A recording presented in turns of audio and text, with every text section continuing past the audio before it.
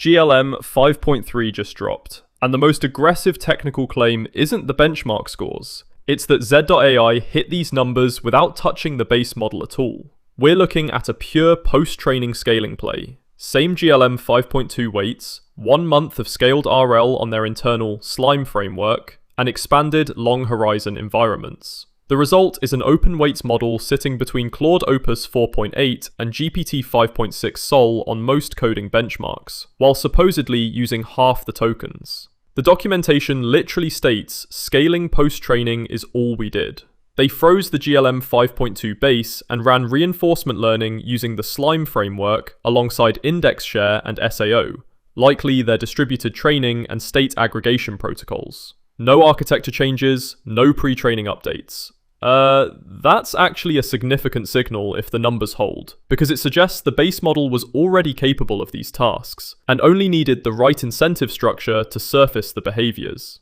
Passing the benchmarks. On Terminal Bench 3.0, GLM 5.3 scores 28.3, ahead of Opus 4.8 at 21.1, but trailing GPT 5.6 Sol at 34.6. The cyber exploit gym numbers show 130 tasks for GLM 5.3 versus Opus at 120. Competitive, but GPT 5.6 Sol is at 293, which is, yeah, that's a substantial gap. The interesting data point is the agent's last exam benchmark. GLM 5.3 at 28.5 effectively ties GPT 5.6 Sol at 28.6 and exceeds Opus at 25.7. For an open weights release, that's closing the frontier gap in a way we haven't seen since the DeepSeek R1 era. The shift here is moving from isolated coding exercises, where the user decomposes the problem, prompts the agent, and handles testing, to real units of expert work. The diagram shows an autonomous operational loop, diagnosing bottlenecks, optimizing clusters, running experiments, with the model reading from internal storage, code bases, and documentation. They're training on multi-day expert engineering tasks, rather than supervised step-by-step execution. That changes the token distribution significantly.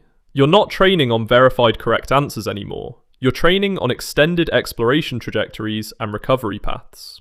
The environment pipeline automates this synthesis. Real work patterns feed into research agents that construct runnable, long-horizon environments with multi-step dependencies and hidden states. Then a judge agent verifies outcomes, passing oracle checks, no-op checks, and unsolved state checks without reference solutions. That last constraint is critical. If the verifier requires ground truth, you're limited to problems you can already solve. Operating without reference solutions means they can generate synthetic training data at arbitrary scale. This efficiency graph is arguably the most important slide for production use. At high effort, GLM 5.3 hits approximately 31% task completion on the Z.AI code bench using roughly 50,000 output tokens. Claude Opus 4.8 requires about 115,000 tokens to reach 29% completion. So GLM 5.3 surpasses Opus's completion rate with less than half the token burn. Even at max effort, GLM 5.3 peaks around 34% at 75,000 tokens, while Claude at comparable effort levels is still below 30% with higher consumption. That's not just a capability win, that's an inference cost win. For startups paying per token, this efficiency profile matters more than the raw benchmark ceiling. The cyber capabilities data shows the model climbing the exploitation chain.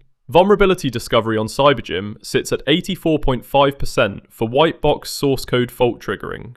Deep reasoning on Exploit Bench jumped to 54.4%, more than double GLM 5.2's 24.4%. Time-bound exploitation, completing full chains under the 6-hour budget, reached 130 tasks. The documentation notes capability is growing fastest where the model sits furthest up the exploitation chain, which, yeah, that aligns with RL scaling laws. The harder the task, the more relative gain you see from additional post-training compute. The security ledger documents real-world deployment against Chinese codebases. 2,436 findings tracked, with 383 still under embargo. 1,097 are rated critical or high severity, and the system comprised 269 open source projects. The timeline at the bottom shows the oldest discovered flaw was introduced in 1981, with an average vulnerability lifespan of 26.6 years before GLM 5.3 flagged it. So we're looking at bugs dormant for nearly 3 decades in production code. Under the hood, they're running the Slime RL framework. It's a closed-loop architecture where Megatron handles training and SGLang handles rollout, both interfacing with a hierarchical local storage layer for state caching. They're claiming over 2.3 times end-to-end RL throughput increase and a log prob difference below 1 times 10 to the minus 7 between training and rollout distributions. That consistency is... that's difficult to achieve. Typically, you see distribution shift between your training environment and inference, but maintaining log prob delta that low suggests the policy is seeing nearly identical state distributions during learning and deployment, which stabilizes gradient updates significantly. For developers using the API, there's a hard-breaking change. Disabling thinking is no longer supported. The thinking.type:"disabled" parameter is deprecated. You must set thinking to enabled and specify a reasoning_effort level. Low, high, or max. Low provides light reasoning, high is enhanced, and max is the deep default. If your current implementation disables thinking to reduce latency or costs, you'll need to refactor before updating to 5.3, or requests will fail outright. Zcode integration claims a 98% cache hit rate, translating to roughly 30% more effective tokens. There's a goal mode for long horizon mastery, where the model handles planning, coding, and testing autonomously, plus remote steering via WeChat or Feishu.